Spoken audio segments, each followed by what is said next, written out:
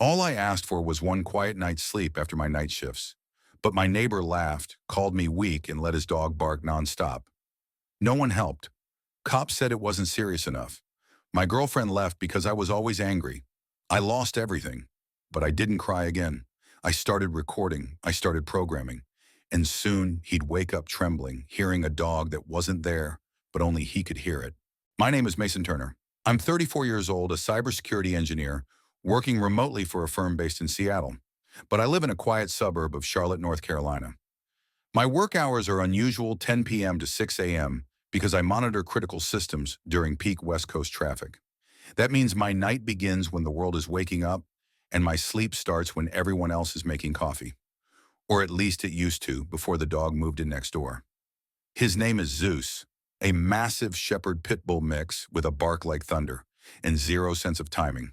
He belongs to Chad, my new neighbor, the kind of guy who thinks respect is weakness and his property line is a kingdom. Chad's routine is simple every night, just as I'm wrapping up work. He opens his back door and lets Zeus loose in the yard. No leash, no crate, no regard for anyone else's peace. And then it starts. The barking, the howling, long guttural wails that seem to echo through my walls and down into my spine. At first I told myself it was temporary. A few nights of adjustment, maybe the dog would settle down. But Zeus didn't settle. He escalated. 1:14 a.m., 2:37, 3:05. Every night like clockwork, just as I laid down, he'd start again, like he had a personal vendetta against sleep itself. I tried everything. Earplugs, white noise machines, melatonin, noise-canceling headphones. Nothing worked. His bark wasn't just loud, it was surgical. It sliced through walls insulation and whatever shred of sanity I had left. I moved to the couch in my living room, further from the backyard. Still no help. I'd wake up sweaty, disoriented, heart racing after just 2 hours of sleep if I was lucky. A week in, I missed a project deadline. My manager sent me a short but pointed message. "Hey Mason, the last commit had some odd bugs in the event handler. You okay?" I typed back. "Yeah, sorry, haven't been sleeping much. I'll fix it." But I didn't fix anything that night. I just sat on the bathroom floor, dry heaving, staring at myself in the mirror with dark sunken eyes, and I cried. Not because I was weak, but because I was exhausted. Because a dog I didn't own was ruining my life. I started recording the barking on my phone. At first I thought I'd use it as evidence. But the more I recorded, the more it became a twisted ritual, documenting my descent into sleep-deprived madness. Each audio clip was like a timestamp of my helplessness. And all the while, Eliza, my girlfriend, grew more distant. She used to text me every night, little check-ins, good-night messages, something sweet to hold on to. But lately her replies got shorter, then slower, and then nothing. Eventually she called. "You're always angry, Mason. I know you're tired, but I can't be your emotional punching bag. I miss who you were before all this." I had no defense. She was right. I wasn't me anymore. I was a shell of myself fraying at the edges, unraveling one bark at a time. I knocked on Chad's door once. Just once. It was early evening, around 6 p.m. He was lounging on his porch in a torn tank top, sipping a Bud Light. Zeus was dozing beside him. I said calmly, "Hey man, I work nights, and your dog's been barking pretty late. I was wondering if you could bring him in after midnight so I can sleep." Chad didn't even hesitate. He looked me over, then smirked and said, "This is America, buddy. My house, my yard, my dog. If you can't handle a little barking, maybe move next to a cemetery." I stood there stunned. Then he added, "What kind of man can't deal with a dog? You look like you haven't slept in weeks. Hell, my dog's got more energy than you do." I didn't respond. I just nodded once and walked back home. But inside something broke. Not loud, not dramatic, just a cold, sharp clarity. He didn't respect me. He didn't take me seriously. But soon, he would. And when he did, he wouldn't be able to sleep through it. That morning, after yet another night of fragmented sleep, I stood on my porch sipping coffee that tasted more like survival than comfort. My eyes drifted toward the wooden fence separating my yard from Chad's. On the other side, he was watering his lawn with one hand and scrolling through his phone with the other. Zeus lay nearby, tail thumping lazily. I hesitated but figured maybe, just maybe, he'd had time to reflect. Maybe he was in a better mood. I set my cup down and walked over. I gave a small wave. "Hey, Chad, can I talk to you for a second?" He lowered the hose, clearly annoyed. "What now?" I kept my voice even. "I know I brought this up before, but the barking's still happening at night. I'm not trying to cause trouble. I just need a few hours of sleep after work. Could you maybe keep Zeus inside after midnight?" He stared at me for a beat, then laughed hard. Not the kind of laugh that invites you to join, but the kind that punches straight through your patience. "Man, are you serious? You still whining about that?" He gestured toward Zeus. "This dog lives here. This is his yard. If you can't deal with a little noise, maybe you picked the wrong neighborhood." I started to respond, but then he leaned in, voice thick with mockery. "Real men don't complain about dogs barking." "What's next? Gonna ask me to tuck you in and sing you a lullaby?" I heard someone walking by Mrs. Matthews from down the street holding her grandson's hand. She gave me a quick glance and then looked away like I was the problem. Like I was the weird neighbor who couldn't man up and deal with life. I walked back to my house, jaw clenched, heart pounding. I slammed the door harder than I meant to, pulled the curtains shut, and dropped onto the couch. The rage wasn't loud. It was silent, focused. That night, Eliza texted me after 3 days of silence. "Saw a pic you posted. You look tired." "Everything okay?" I typed and erased my response 5 times before settling on, "Just work stuff." "I'm handling it." She didn't reply. The next Zoom meeting with my team was a blur. I barely spoke. My face looked so hollow that even Jennifer, the usually upbeat developer from New Jersey, cracked a joke. "Mason, you okay? You look like you've been cast as the next Walking Dead extra." The whole team laughed. I forced a grin. I was falling apart. Not in a movie scene, glass-shattering kind of way. In the real-life kind, slow, invisible, humiliating. Eliza called that night. Her voice was soft but distant. "I don't think I can keep doing this. You're angry all the time. I know this isn't who you are, but I can't recognize you anymore." I sat on the edge of my bed staring at the floor as she hung up. And just like that, the last piece holding me together snapped. I opened the folder on my phone where I'd saved all the recordings. Zeus, Week 1. I had 23 clips, some 30 seconds, some 5 minutes. I listened to 1:41 a.m., long howls that rolled like a siren across the silence. I wasn't even mad at the dog anymore. I was mad at the man who thought I couldn't do anything about it. Mad at the people who laughed. Mad at how small I felt. That night I bought a small Bluetooth speaker from Walmart. Nothing fancy, just loud enough to get through a thin wall. I picked up a timer, a motion sensor, and a waterproof case. I knew where to place it by the old oak tree near the fence. Hidden, safe. And then I sat down, took a deep breath, and pressed play on the longest, most guttural bark I had recorded from Zeus. I edited the clip, cleaned it up, looped it just right. I scheduled it to play 2:37 a.m. I didn't expect much. But when the bark rang out into the night sharp and sudden, I heard it. The back door slammed open. Chad's voice loud and confused. "Zeus, shut the hell up. What's wrong with you?" Zeus, of course, was asleep inside. I muted the speaker, waited. 5 minutes passed. Chad stood in his yard, beer in hand, muttering to himself. Then he went back inside. I lay in bed and smiled for the first time in weeks. Not because I was cruel, but because for the first time I wasn't helpless. This was just the test. I had a whole symphony of barks ready to go, and Chad had no idea what was coming. I began counting the nights like someone plotting an ambush, not to strike just yet, but to study my enemy. Zeus barked in cycles. I stayed up, one ear on my work headset, the other on the phone's mic, recording every guttural yelp and long drawn-out howl. 1:17, 2:41, 3:05. I logged it all into a spreadsheet, not because I needed the data, but because I needed to feel like I was in control again. I mapped out Chad's habits too. Around midnight every night, he stepped onto his back porch with a fresh beer in hand, cigarette dangling from his lips, and watched Zeus pace the yard. Meanwhile, I sat behind drawn curtains, eyes bloodshot, fingers trembling over my keyboard, trying to hold on to whatever was left of my sanity. And then during a team meeting on Zoom, I nodded off mid-sentence. The awkward silence that followed was deafening. When I jolted back, Jennifer messaged me privately, "You okay?" You look worse than my code after 2 Red Bulls and no sleep. I didn't even have the energy to laugh. Later that evening, Eliza sent her final message. I think we need a break. You're not the same, and I feel like I'm the only one trying. Maybe when you find some peace, we can talk again. I didn't argue.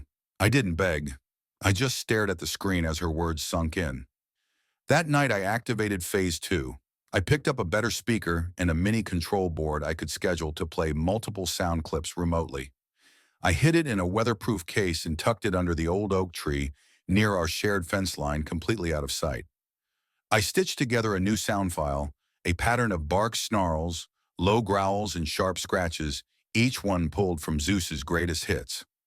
I timed them to trigger at 1:42, 2:37, and 3:19 a.m.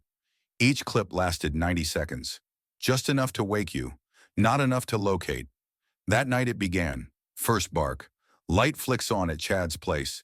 A confused yell, Zeus. What the hell? Then silence. Second bark. A door slams. I hear footsteps. Then Chad's voice again, louder this time. By the third round, I catch him yelling at Zeus, who, mind you, was asleep the entire time. I lay in bed grinning into the darkness. I hadn't just found relief, I'd found purpose. Each night I mixed it up. Some nights there was only one bark, some nights none at all.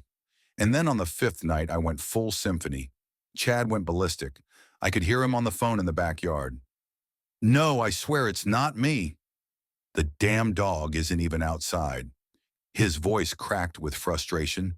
I imagined the look on his face, bags under the eyes, hair, unkempt shirt, half buttoned, and it was beautiful. The next morning I watched from behind my blinds as he walked to the end of the driveway, talking to Mr. Joe, the elderly neighbor, from 2 doors down. Do you hear it too? The barking Chad asked, desperate. Mr. Joe shrugged. Heard something. Figured it was your dog, like always.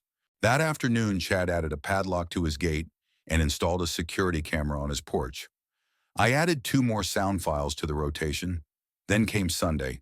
I timed the barking to hit at 5 a.m. prime sleeping hour for the whole street. The sound pierced the quiet like a chainsaw. Children woke up crying. One woman shouted, "Come on," from her balcony.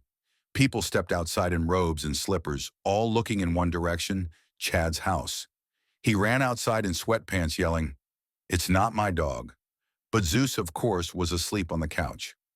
I logged into the neighborhood Facebook group, Wakefield Neighborhood Watch, and watched the posts roll in. That dog again? Seriously? Can someone talk to Chad? We need to bring this up at the next HOA meeting. I sent in one of my cleaner audio clips anonymously with the caption, "This is what wakes us up every night." 2 days later, an official HOA notice arrived in everyone's mailbox.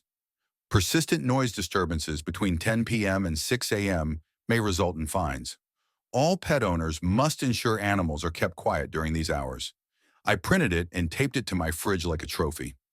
That night, for the first time in nearly a month, I fell asleep without headphones, without drugs, without dread. And in Chad's house, the lights were still on at 3:00 a.m. I could only imagine what he was hearing in the silence.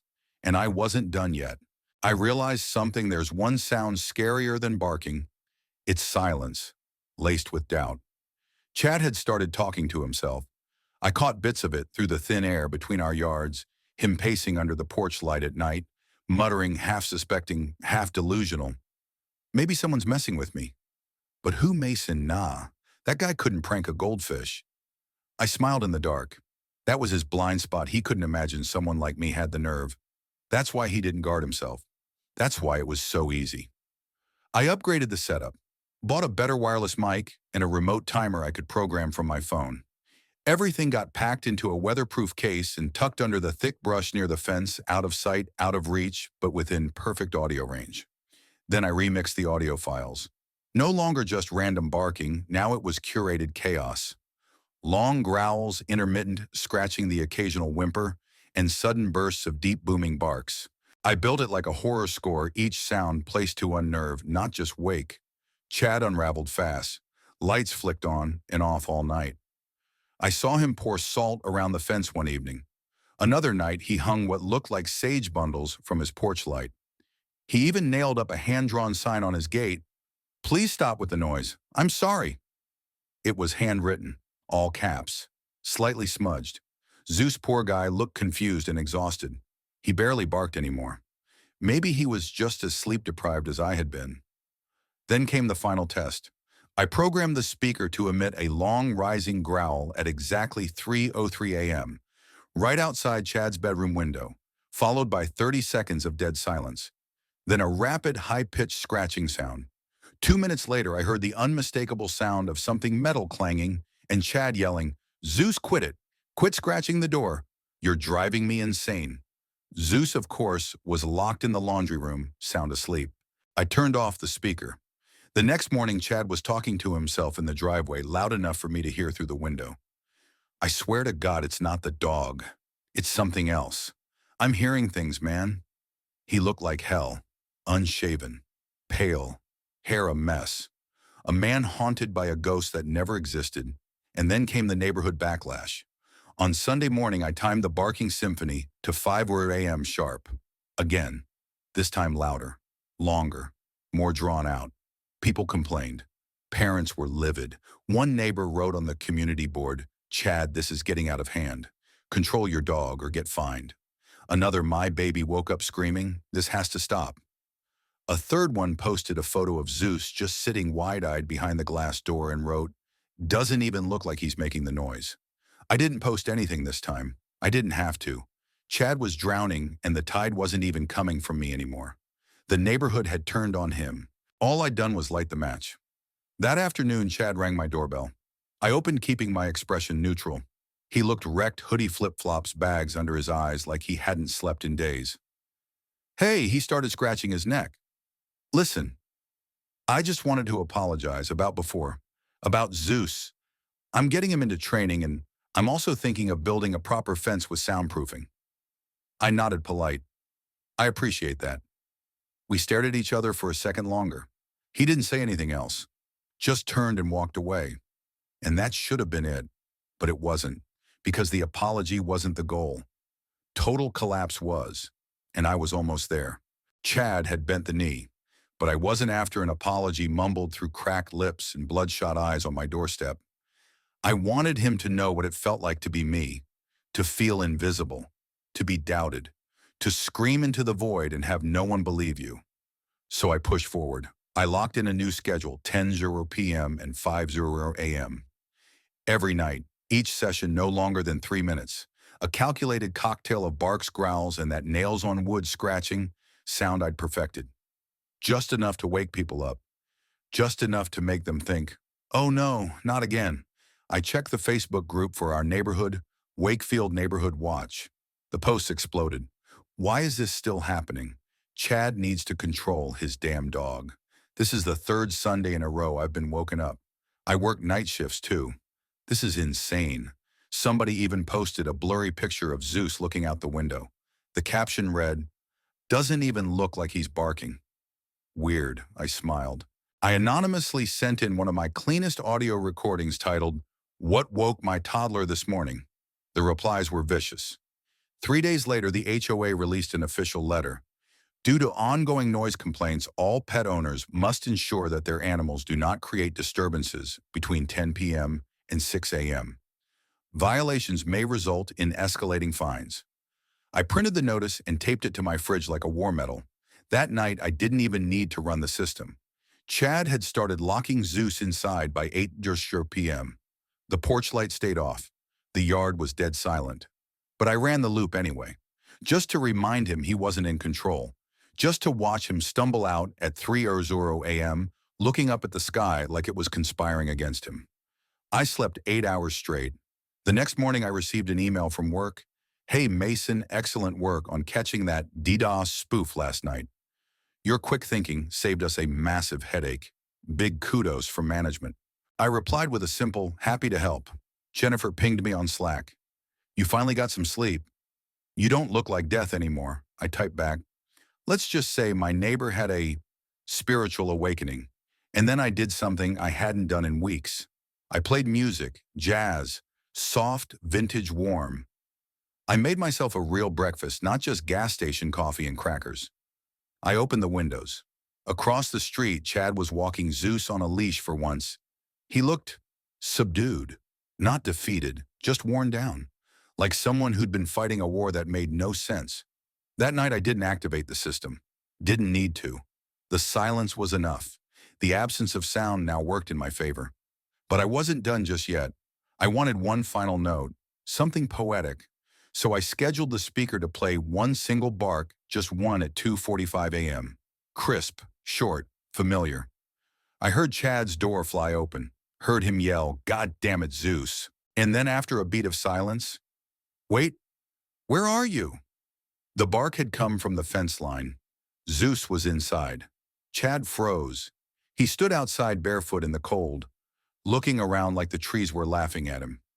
The next morning he looked worse than ever, talking to himself in the driveway, rubbing his eyes raw, muttering something to a delivery driver. The poor guy flinched like Chad might snap. And then finally on a gray Thursday morning, I found a folded piece of paper stuffed in my mailbox. No envelope, just creased and torn on the edge. It read, "I don't know if it's you or if I'm just losing it, but if it is, congrats. You win. I'm moving out next month. I never thought I'd be driven out of my own home by noise I can't trace. My dog doesn't deserve this, but maybe I do. You got your piece. Don't worry, you won't hear from me again. No name, no threat, just surrender." And strangely, I didn't feel triumphant. I felt calm, balanced, empty in a peaceful way. I opened the folder labeled Project Cerberus. It held weeks of audio files, timestamps, map schedules, decibel logs, and my sanity. I selected all and hit delete. A week passed. No barking, no yelling, no HOA notices, no mysterious barks slicing through the stillness. It was almost unsettling. The silence felt like a question I hadn't answered yet. Chad had disappeared from the neighborhood's social life. No more shirtless lawn care. No more beer cans rolling across the driveway. He'd become a ghost in his own home. The only time I saw him was early one Saturday. He was walking Zeus on a leash. His posture had changed. Shoulders slumped, eyes sunken, no swagger. Just a man who looked like he was surviving something no one else understood. I should have felt victorious, but strangely I didn't. Monday morning I found a folded note tucked into the crack of my front door. No envelope, just a simple piece of paper smudged from a thumbprint. I opened it. "I don't know who you are, or if you're the one behind this, but if you are well played, you broke me. I'll be gone by the end of the month. Zeus didn't deserve to be part of this, but I guess I had it coming. I won't forget what it feels like to have your home turn against you." That was it. No anger, no curse, just resignation. And oddly enough, it didn't feel like revenge anymore. It felt like closure. I stood on the porch with that note in one hand and my morning coffee in the other, staring out over the lawn that now felt undisturbed. Mine. I opened the folder on my laptop titled Project Cerberus. I scrolled through every piece of code I'd written, every sound file I'd edited, every time-stamped execution. Then I selected all and deleted it. Gone. Not out of guilt, but because I didn't need it anymore. I'd won. Work picked up again. I got promoted officially after saving the company from a major breach the same week I deleted those files. Jennifer started sending me memes again. We laughed during calls. She even mentioned visiting Charlotte someday. Eliza called, just once. We talked for 15 minutes.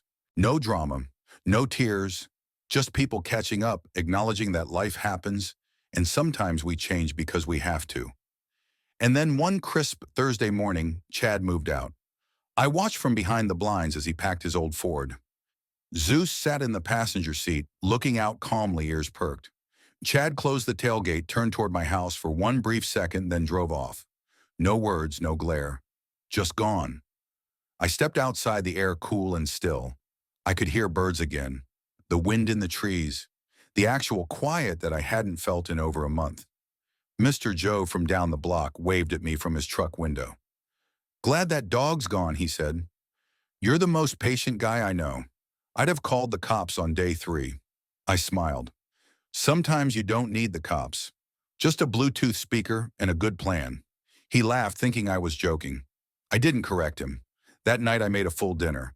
poured a glass of wine, played Coltrane's Naima, and let it fill the space that had once echoed with the haunting screams of a dog I never owned. I slept without interruption. No headphones, no fear, no countdown until the next bark. Chad never knew it was me, and he probably never will. But I know he hears things now, even in the silence, because once you've been driven mad by sound, it never really leaves you. Moral of the story: maybe it's this: when people won't listen, give them a taste of what they refuse to hear. Or the quietest people often know exactly how to make the loudest impact. I don't know. I just know this: I sleep fine now. And anyone who moves in next to me, they'll learn to keep it down. Eventually.